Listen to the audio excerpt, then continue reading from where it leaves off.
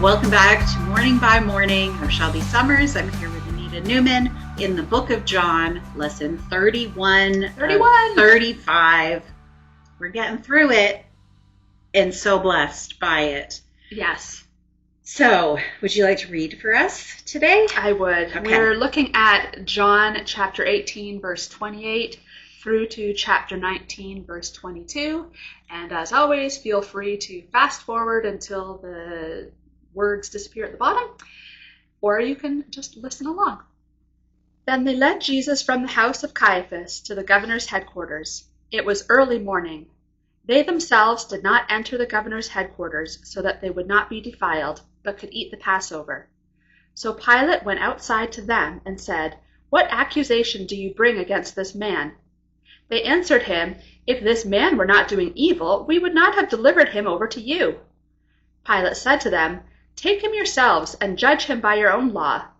The Jews said to him, "It is not lawful for us to put anyone to death." This was to fulfill the word that Jesus had spoken, to show by what kind of death he was going to die. So Pilate entered his headquarters again and called Jesus and said to him, "Are you the king of the Jews?" Jesus answered, "Do you say this of your own accord, or did others say it to you about me?" Pilate answered, "Am I a Jew? Your own nation and the chief priests have delivered you over to me. What have you done?" Jesus answered, "My kingdom is not of this world. If my kingdom were of this world, my servants would have been fighting, that I might not be delivered over to the Jews. But my kingdom is not from the world." Then Pilate said to him, "So are you a king?" Jesus answered, "You say that I am a king. For this purpose I was born, and for this purpose I have come into the world, to bear witness to the truth. Everyone who is of the truth listens to my voice." Pilate said to him, "What is truth?" After he had said this, he went back outside to the Jews and told them, "I find no guilt in him. But you have a custom that I should release one man for you at the Passover. So do you want me to release to you the king of the Jews?" They cried out again, "Not this man, but Barabbas." Now Barabbas was a robber. Then Pilate took Jesus and flogged him, and the soldiers twisted together a crown of thorns and put it on his head and arrayed him in a purple robe. They came up to him saying, "Hail, King of the Jews!" and struck him with their hands. Pilate went out again and said to them, "See, I am bringing him out to you that you may know that I find no guilt in him." So Jesus came out wearing the crown of thorns and the purple robe. Pilate said to them, "Behold the man." When the chief priests and the officers saw him, they cried out, "Crucify him! Crucify him!" Pilate said to them, "Take him yourselves and crucify him, for I find no guilt in him." The Jews answered him, "We have a law, and according to that law he ought to die because he has made himself the Son of God." When Pilate heard this statement, he was even more afraid.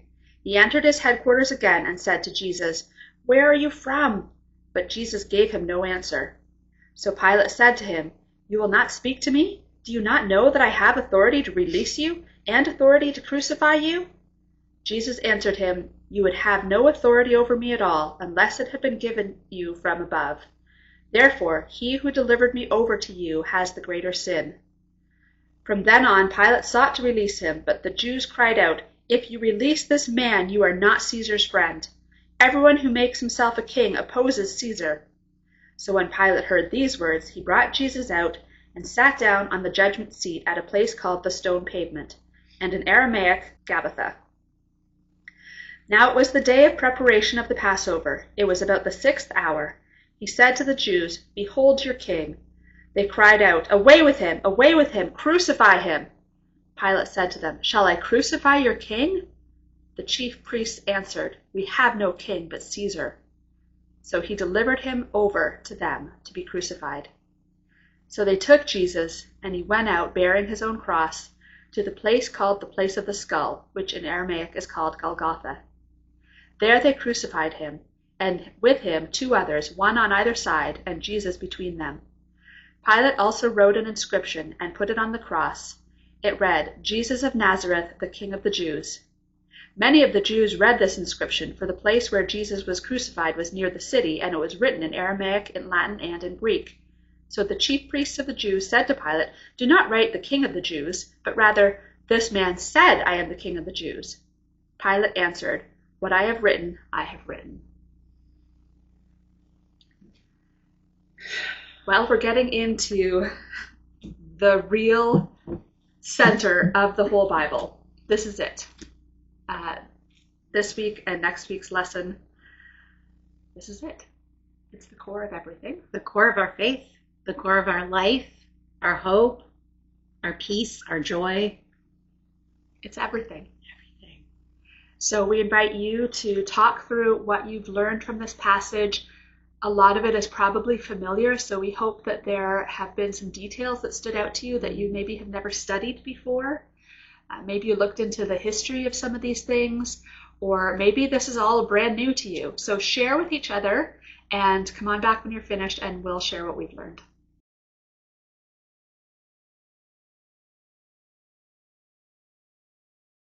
Okay, so Anita said maybe you'll find something that you've never seen before. Did you find something you'd never seen before? I did find some new things. I did too. I can't wait to hear what you have. Teach me. So I've been really curious about just the history of this and how the audience would have seen all this, which is what, of course, we're asking you to dig into.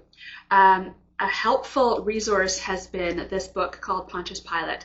It's historical and biblical fiction, but it is widely regarded as being very, very well researched and historically accurate. So it gives a great, fuller picture of who this character was, what the politics were like, what the relationships were between his authority and the authority of the high priests and the Jewish people, and how all that really looked. And so that has been helpful, and I highly recommend it. We'll add it to our morningbyMorning.ca resources page if you're interested in looking at that.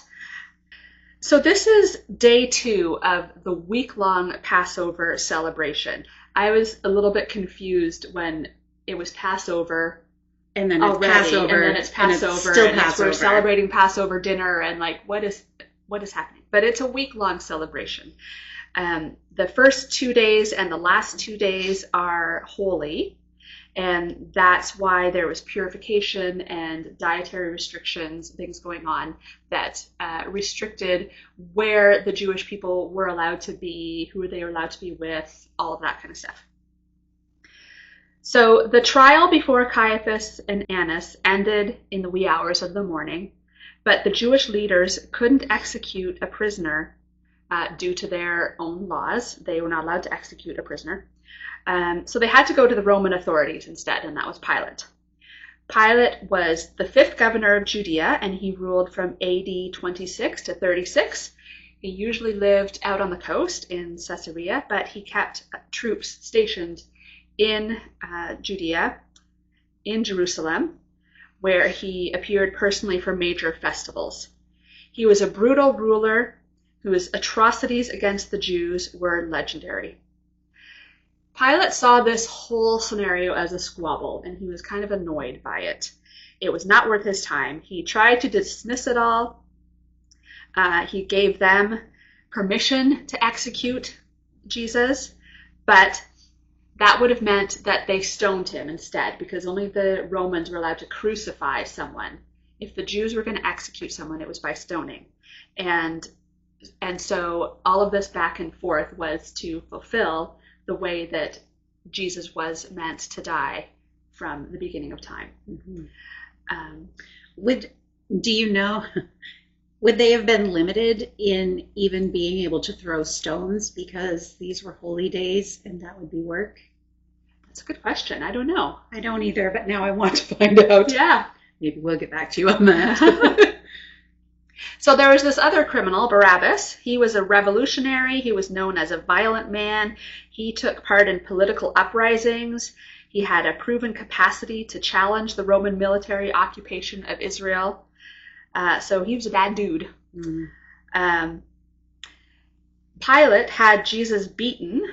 Likely, this was an attempt to show that he had been punished, so that he could say, okay, I've heard his case. he's been punished. Sure, whatever. Now we're done. Can I go back to sleep now? Yeah, and no one can question if he'd been punished, if he'd been beaten. Right. But Jesus' claim to be God got Pilate's attention. Plus the accusation from the high priests and the people accusing Pilate of not being a friend of Caesar. Right. That was a threat to ruin his career by reporting, the possibility of reporting that he was not working in Rome's interest. So the concern about Jesus claiming to be God and the threat to his career kind of kept him there. In the game. Yep. Yeah. Yep. We see in verse 15 of chapter 19, the Jewish priests shouting, "We have no king but Caesar." Mm-hmm. This shows just how blatantly far they have fallen. Yes, because they have been wanting to get out from under Roman rule. And they were like, we need a Messiah to save us from this tyranny. These are the leaders, the God-appointed leaders of the Jewish people. And now they're shouting to God, "We have no king but Caesar." So Pilate turned Jesus over to the Roman garrison, where he would be beaten again, specifically for the purpose of weakening his body so that his death would be quicker, because it was on the eve of the Passover, the holy day. So he needed him to be almost close to death before he was actually crucified. Then it was customary to post the name and the crimes of the criminals on the cross, and Pilate chose to write King of the Jews instead of what the people wanted, which is he claims to be King of the Jews. Mm-hmm. And this was perhaps his little dig at the High Council to show that I've written what I've written. Yeah, I wrote what I wrote. Yeah, I said what I said. So there's all of that background that I found interesting and a little bit new. Gave some depth to the tension that was going on. Yeah. That we kind of skip over that a little bit. So fill us in with the things that you learned as well. Well, this passage unfolds that the actions of Pilate, the actions of the crowd, and Jesus, they do reveal that Jesus is the long-awaited King of the Jews. And we'll see the recognition of the king, the rejection of the king, and the response of the king in this passage. And as you said, it all takes place at Passover. It struck me so hard when I was reading through the length of Passover that on the day that they celebrate their salvation from the king of Egypt, that was the day they killed their own king. Oh.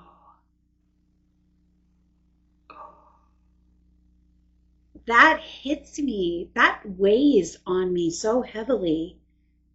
And when you know that in the economy of God, in his omniscience, he knew when he set up the feast of Passover for the Jews to remember the deliverance from Egypt, from the Pharaoh, and the Passover lamb and the blood on the doorposts that formed the cross, that the day of this days-long feast that they would celebrate most, their salvation from that king would be the day that they would kill their own. The nation of Israel was distinct. It was unlike any other nation before or since. This nation was chosen and governed directly by God, God himself. But they wanted to be like all the other nations, particularly to have a king. And that resurfaced repeatedly. That was not a one-time, we want a king. Right. That was throughout their history. They didn't need a king because they were a theocracy, which means that God was their king. They were ruled by God, governed, led, and protected by God. But they continued to cry for a human king. They wanted to be like every other nation. but they wanted to be set apart. But they still wanted to look just like every other nation. Who does that make us think of? Does that relate to us? Yeah, that they wanted to be special, but also blend we in. want all of the blessings of God, but we don't want to stand out in a way that makes us look like we're weird because we are so blessed of God. Yeah. But finally, God gave into their wish. He gave them their wish, gave them a king named Saul, who was not such a great king. And then he gave them a king named David, who was a great king. And after David, there were many kings, and most of them in their history of having kings, most of them were more wicked than good. Mm-hmm. After the nation was split in two, both parts were defeated, and the people became captives. Their desire for a human king proved to be disastrous. But long before the people were given a king, God promised to send a king to rule not just over Israel, but over all nations. Mm-hmm. The Old Testament has a central theme of a coming king who will reign over an eternal kingdom. It's all throughout the Old Testament. It's the promise of Jesus. In Genesis 49, before his death, Jacob called his sons to circle around him so that he could bless them. Mm-hmm. His prophetic blessing creates an expectation that a king from Israel will rule a worldwide kingdom. So Genesis 49:10, just going to read a small little bit of Jacob's blessing to his boys. It says, the scepter, or the symbol of a king's rule, mm-hmm. The scepter shall not depart from Judah. It will always be a part of the tribe of Judah. Jesus is the Lion of Judah. The scepter shall not depart from Judah, nor the ruler's staff from between his feet, until tribute comes to him, or until it comes home to the one to whom it belongs. Mm-hmm. And it says, and to him, the one to whom the rule belongs, to him shall be the obedience of the people. So this is the very first book of God's word in Genesis. Yeah. It's foretelling that there would be an eternal kingdom. This promise is repeated and it's expanded. Balaam's final prophecy in Numbers, chapter 24, verse 17, it says, I see him, but not now. I behold him, but not near. A star shall come out of Jacob, and a scepter shall rise out of Israel. It shall crush the forehead of Moab. Moses and Joshua led the nation to the promised land, but neither of them became kings. Judges ends this way. Judges 21:25 says, and there was no king in Israel. Mm-hmm. In these days, there was no king in Israel. David was from the tribe of Judah. So because of all of these prior prophecies, people thought, oh, he must be our Messiah. We have a king from the tribe of Judah. Right. He had great military success, but in 1 Chronicles 17, verses 11 through 14, God made a covenant with David, and in it, we are told that David is not the king, not the king, mm-hmm. but the king would come from David's line, a son of David and a son of God. So here, in this passage that we're about to unfold more and more, Pilate will interrogate Jesus, and it will end in the crucifixion of Jesus. So is Jesus the King of the Jews? And the answer is going to be found in Pilate's actions and in the unfolding of the next 3 days. Mm-hmm. So we're going to move now into what do we learn about Jesus in this passage. So we'll let you pause, go over your notes that you've previously written, or if you're just visiting a Bible study today and you didn't already study through and write notes, even just as you've read it through, maybe there's something that stood out to you that you've learned about Jesus as you read this passage. Feel free to share it. We are here to examine what we pick out of these verses that teaches us something about God and his character, about Jesus, about the divine. So you go ahead and share, and when you're ready, come on back and we'll discuss what we have in our notes.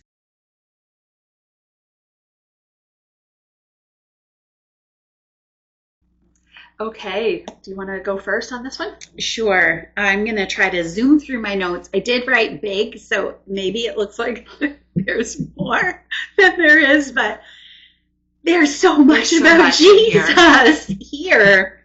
So 4 times Pilate refers to Jesus as the King of the Jews. The first is after he questions Jesus in 1839. And after having Jesus whipped, Pilate brings him before the Jews and says in 19 verse 14, "Here is your king."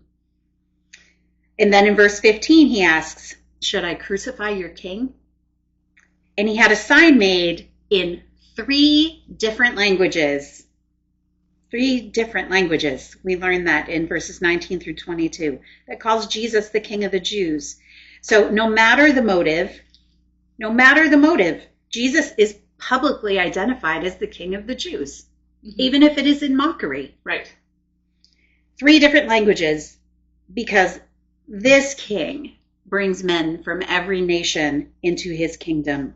He is a king unlike any other. A king who humbles himself to die in order to deliver those who hate him and who rebel against him. A robe of mockery and a crown of thorns. Jesus was hated because he challenged what they held most precious. Those things were control and power and the guilt and fear through which they wielded their control and their power, and their self-righteousness at keeping what they considered the law, the letter of the law without any spirit behind the law. Jesus came to offer freedom from the guilt and the fear that they were using to wield their control. And he did that through the gospel, not through their religion. The free gift of grace is what they needed. The free gift of grace is what we need. We need this gift, or it's just religion, and that's empty, and it is disgusting to God. Because it becomes about us and what we can do because it assumes that what Jesus did here is not enough. We have to add something of our own to it to make it enough. Surely the blood of Jesus shed for us is not enough. We also have to keep these rules. What? Who do we think we are? Who did these leaders think they were? He exposed their hearts as filthy. He exposed that sin is ugly. And the gospel meets us in the ugly, and it expels the sin, and it transforms our hearts by the expulsion of sin.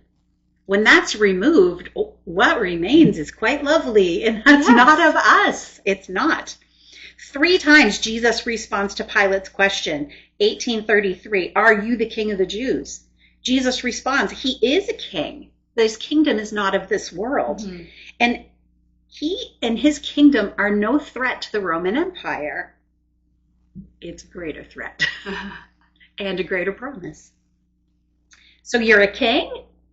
Pilate says, so you are? Yeah. Jesus says, you say I am. Where are you from? I have the authority to release or to crucify you. Right. And Jesus said, all human authority is granted by God. God had to hand the authority to Pilate for Jesus to be crucified. In human kingdoms, you take out a king and the kingdom is vulnerable to attack. Mm-hmm. It's vulnerable to a complete overturn and changeover of authority, of rules, of everything. Mm-hmm. Jesus' kingdom is not in danger of being overthrown. His death does not make his kingdom vulnerable. It makes it victorious. And we are now liberated from sin and death and Satan. And we are citizens of his kingdom because he died, but not just because he died. Because he didn't stay dead. Because he is king over death as well. What do you have? Oh, that was so good. So good. I really love studying this this passage. Well, really right through the end of this book. We've both loved the study of John, but taking the time to sift through these questions passage by passage has been, it's been so beautiful, so filling, so deep of my soul. I think something that just stood out from what you were just saying about Jesus pointing out that Pilate's authority comes from God would have been especially triggering, I think, for him, because his own authority at that moment was very precarious. And he was sensitive about it. Yeah. Because he was being manipulated just by the comments about, oh, you're not very faithful to Caesar, are you? And because his sponsor in the Roman hierarchy had recently been killed. So there's Caesar, and then there's the people that rule different territories, and then they have their people under them, and there was always infighting about who's got more authority, who's going to move up the ladder. And so the guy on the higher rung of the ladder above Pilate had just been killed because he was accused of treason. And Pilate was in his camp. Like, that was Pilate's guy.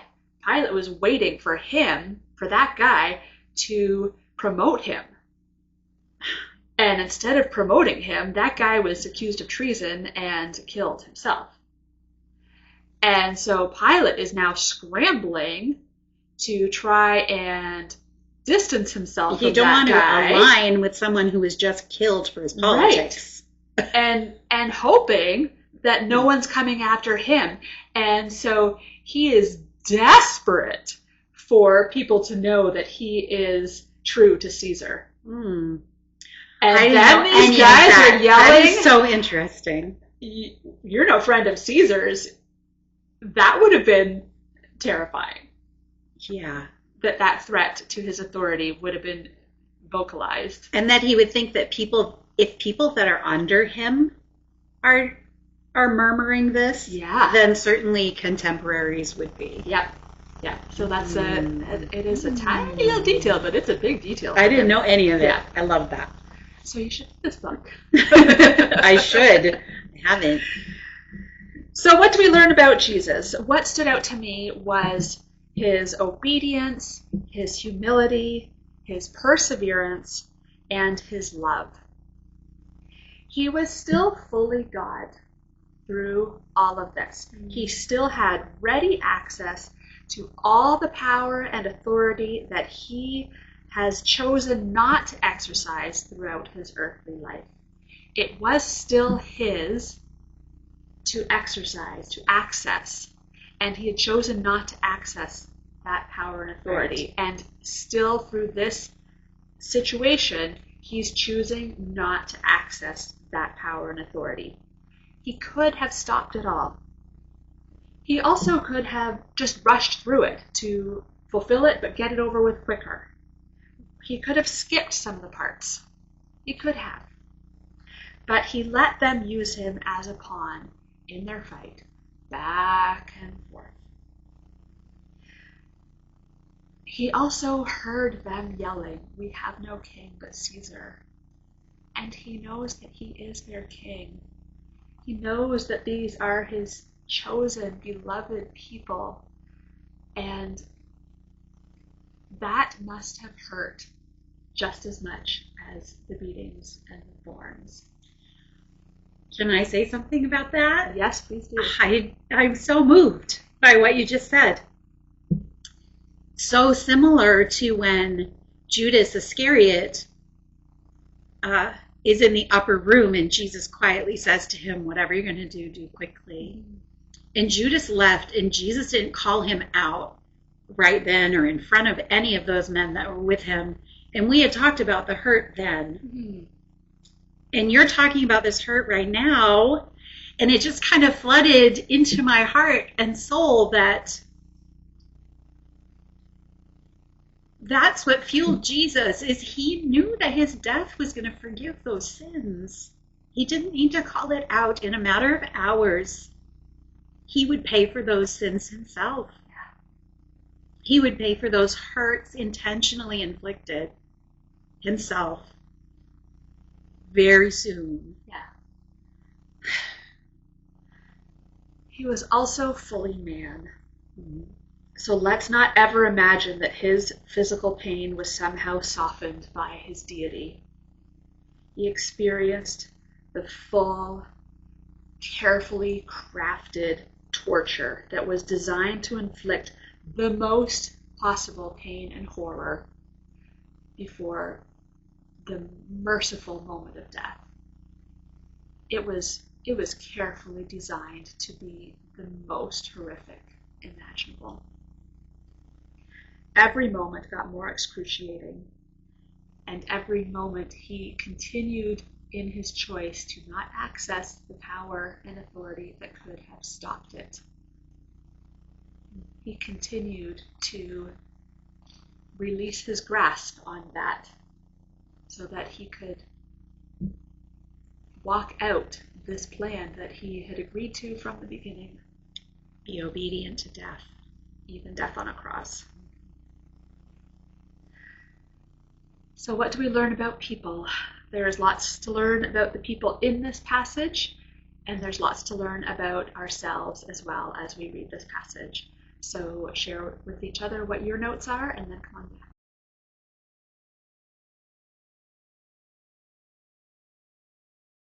So what does this passage teach us about people? I've said a lot about Pilate already, so I'm not going to rehash that. I do want to touch on the high priests one more time, saying we have no king but Caesar. The import and the weight of that, these are supposed to be the people that are leading God's chosen people. Right. They're supposed to be mediating. Yeah, they're the faith leaders. They're supposed to be the go-between for the people to the king. They're representing the king to the people and representing the people to God, the king. And look how far they've fallen. Look how easily that flies off their lips. And that could happen to any of us, and it does happen to us. How many godly Christian leaders do we know that have fallen so far from the position that they were appointed to? Too many.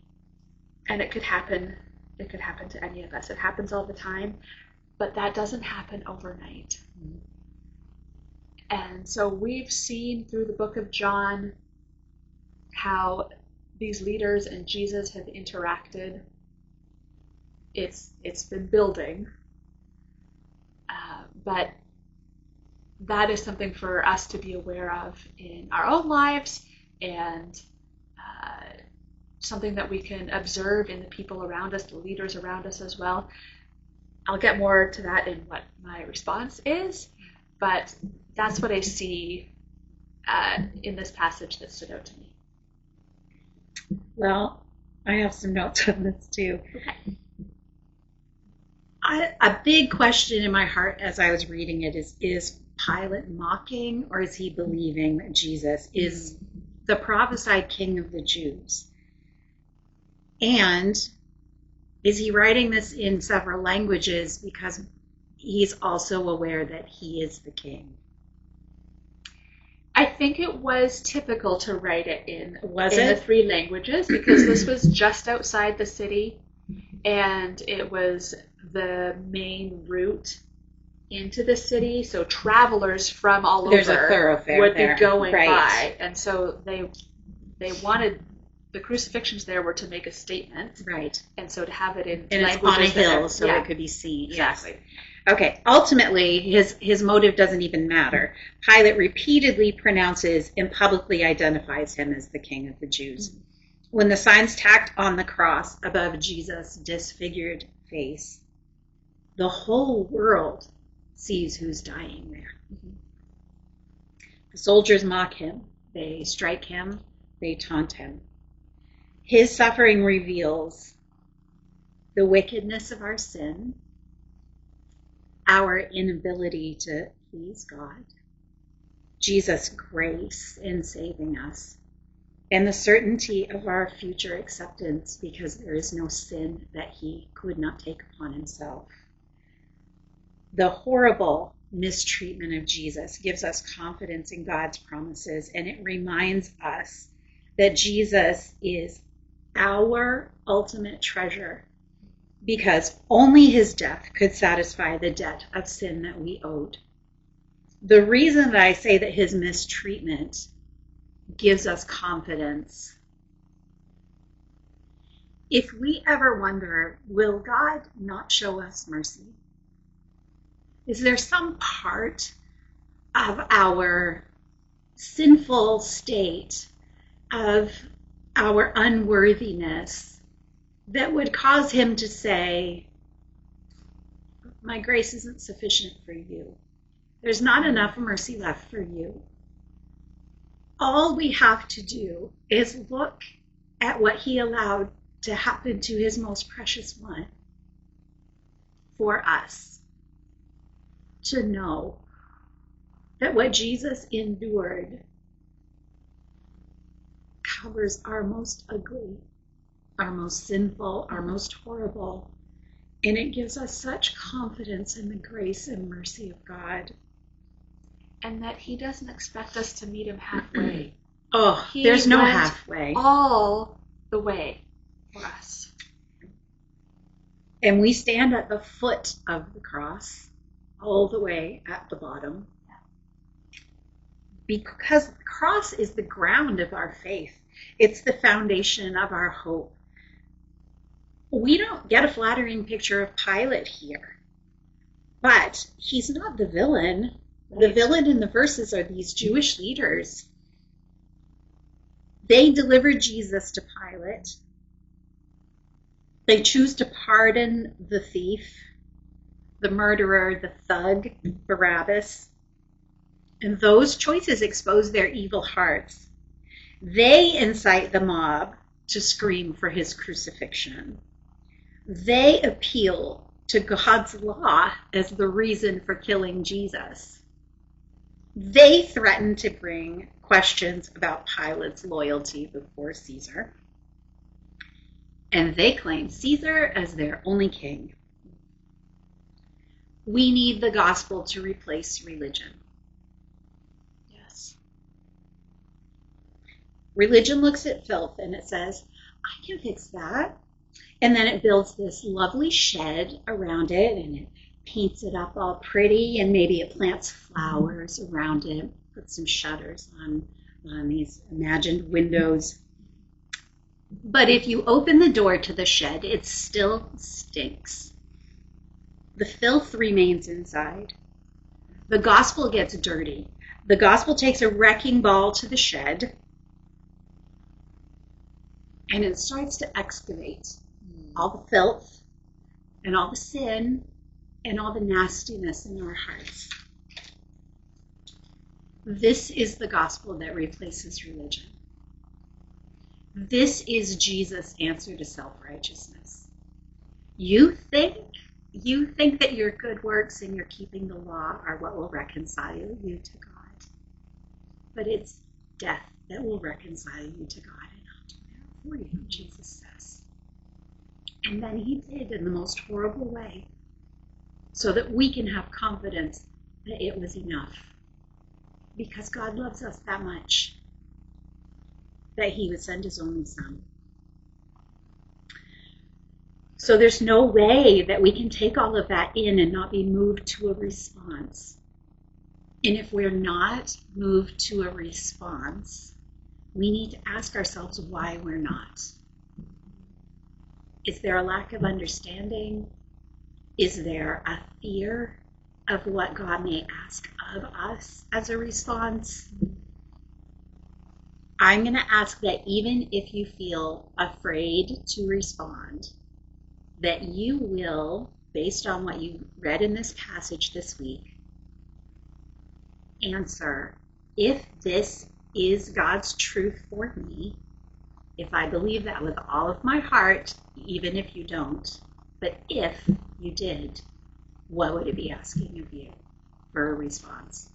So you can discuss with yourselves and come back when you're ready, and we'll talk about our response steps to this passage.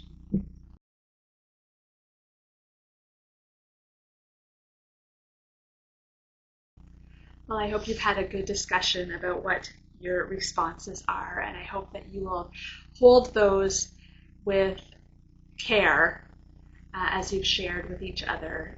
Keep things confidential and continue to encourage each other in your group as you walk this out. What was your response? Well, Christians often feel out of step with the world around us, just as these religious leaders did. And it's because we are out of step with the world. We're citizens of a heavenly kingdom. We do live here, yeah. We live among the citizens of an earthly kingdom, but our eternity is not here. Our eternity is not grounded in this way. As we follow Jesus, sometimes it feels like we are swimming upstream against a very strong cultural current. If you are not feeling that in this day and age, I don't even know what you might be feeling. It's everywhere. It's everywhere. We're so countercultural when we hold God's word as our standard. And we can't give up and just float along downstream. Even if others are swimming with the current, if we stop swimming against the current and just take a minute to rest, we don't stay in that spot. We float back with the current. There is an action step just to keep swimming. I'm thinking of Finding Nemo. Just keep swimming. There is an action step to continuing to push against the current of the culture and the world. We never drift closer to God. We never drift into godliness. Right, and we shouldn't try to make it our goal to change the direction of the current either. That's not good point. That's not ours. We need to trust God for the strength to keep swimming against it and for the opportunities to call others to turn around and join us. To do the hard work and maybe to be lifeguards as we help pull people who aren't strong swimmers yet, to continue that metaphor. People who are floaters rather than swimmers, and that's discipleship, is helping build up the body of Christ until everyone is strong.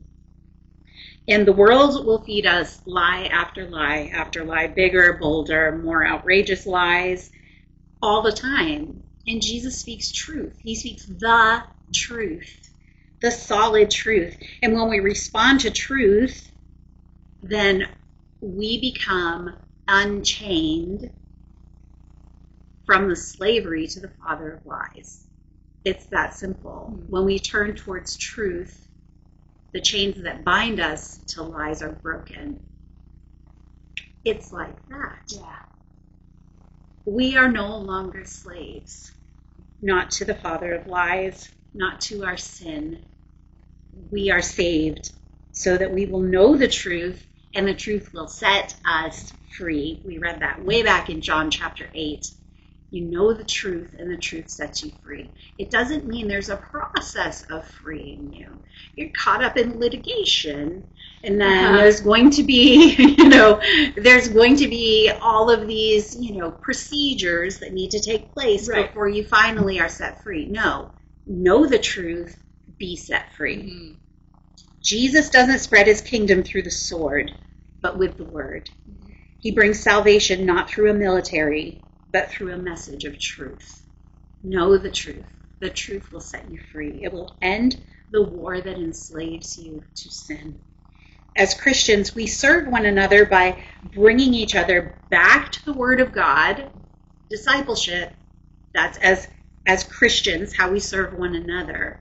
But as evangelists and those who are trying to make the light shine in darkness, we actually have to enter the darkness with our light. Yeah. If we're just one more light in a room full of lights, well, then we all just enjoy the light. But we are to carry our light into the darkened world so that people see the light that shines in us, Jesus, the light of the world.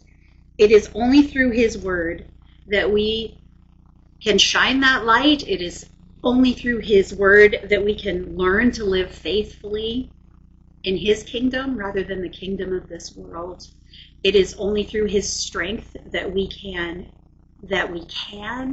walk against the sludge of current culture and societal pressures. When we comprehend who Jesus is and we commit ourselves to him as our king, not just, yes, I will take all of the rights and privileges that come from being a child of the king, but no lordship, please. Don't be sovereign over me. Just bless me. Tell me what to do. Don't expect obedience.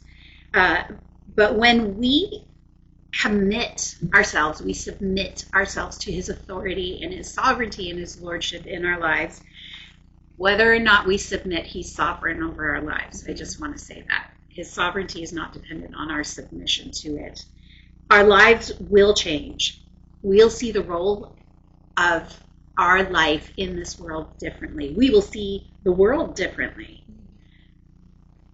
When we are submitted to Jesus and our lives have changed by the transforming power of the Spirit and the Word of God, we know the mission that we've been given. And by God's grace, we will attempt to accomplish that until we die. We will literally die trying to accomplish it. And that doesn't mean that's what's going to kill us, although many have been martyred for their faith, but that isn't what it means. It means we will never accomplish our mission until we are in glory. We will die trying. And we're going to want to fulfill the mission that God has placed on our lives. Yeah. Because he gives us a desire to do that, because he changes us when we accept the truth and submit to it. We need to live with a wartime mentality spiritually rather than a peacetime mentality. We need to use our time, and I'm saying this is me. These are my action steps that I wrote down. This is what I'm challenged with.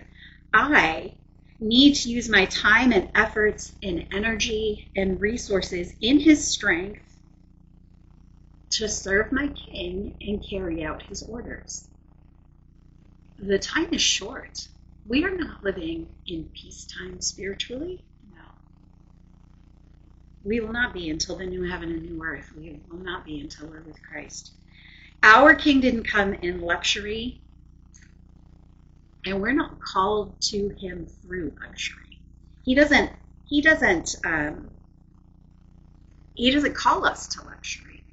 Some of us have an embarrassment of blessings, whether that's the love of a family or whatever that might be. Maybe you are financially very comfortable. That's not your calling. It might be a gift that God gives you, and then probably he's going to ask you to do something with it. He doesn't call us to luxury. He calls us to mission and to carry out his mission. And the mission is to go to the nations, to tell them that death is defeated, to tell them that shame has surrendered and Jesus is the king. That's our mission. Go be do. That's our mission. Yes. What do you have for this question? Well, we both were emotional talking through parts of this. We kind of have been this and whole lesson. This whole story is not new. Right.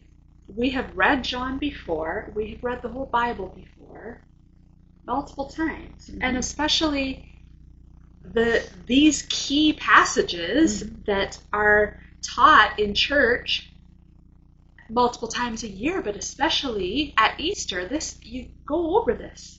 Right. And yet we were moved again by Christ's sacrifice.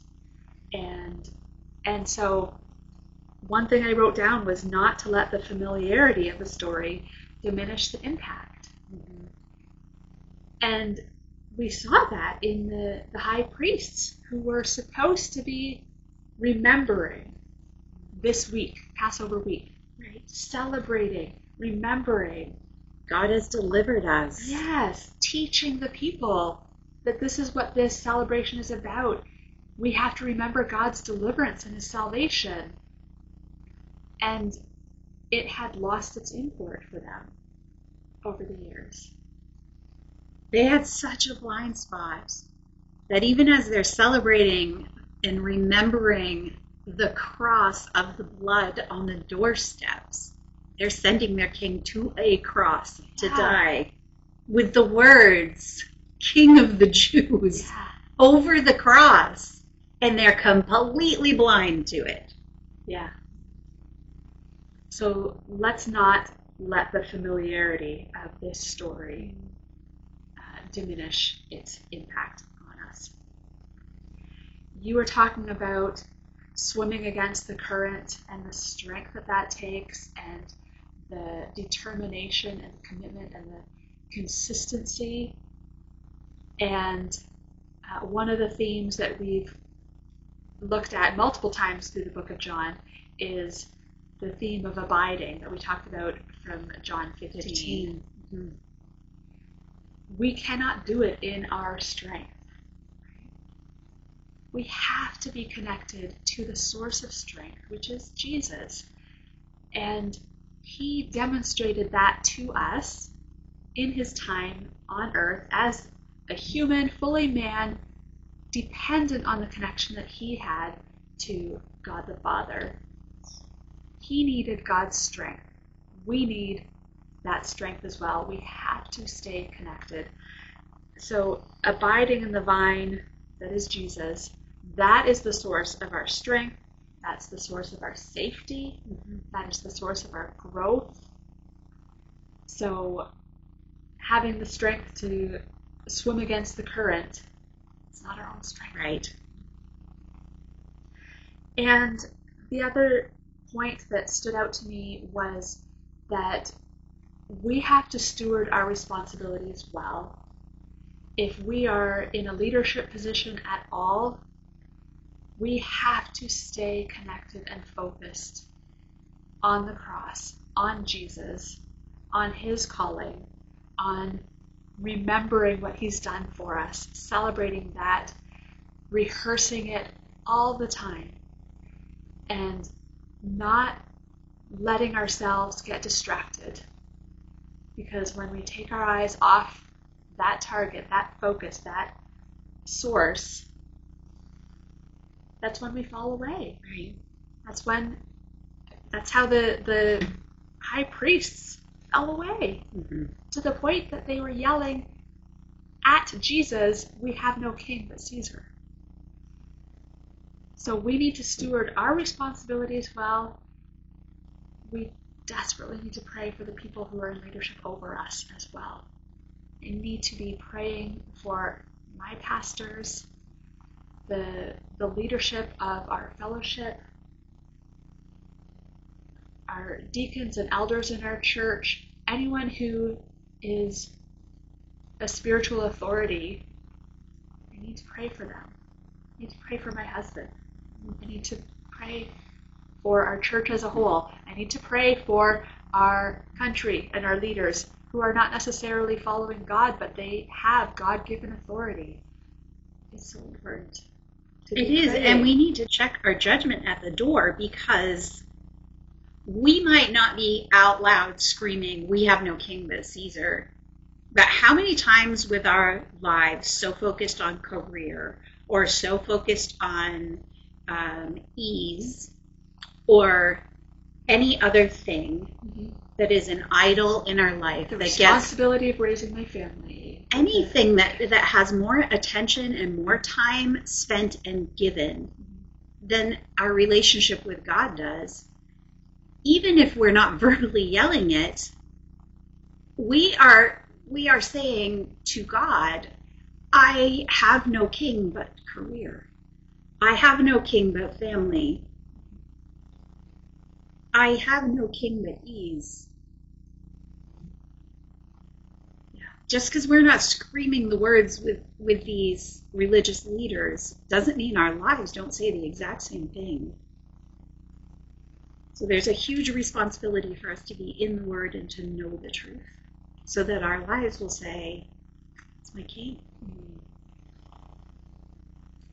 So as we bring this lesson to a close, we finish with our final question, which is, who are you going to tell? And as always, we just encourage you to think of someone that you can share something from this story with.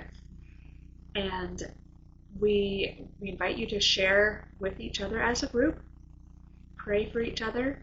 Again, this may be someone that you've already been praying for, so pray for a new opportunity to share something. Or maybe this is someone new that has come to mind. The goal is, as Shelby said, discipleship and evangelism. So who can you talk with about what you've learned from this lesson? Next week, we will be back. And our passage will be, I say next week, the next time you meet, John 19, verses 23 to 42. We'll say 5 questions as always. We really look forward to reading this through. Take your time with it. It's a hard passage. It's supposed to be. Take your time. Try not to rush through it the afternoon before you meet. Read it through several times and really let the Spirit of God move in your heart as you read about the gift that was given for us so freely.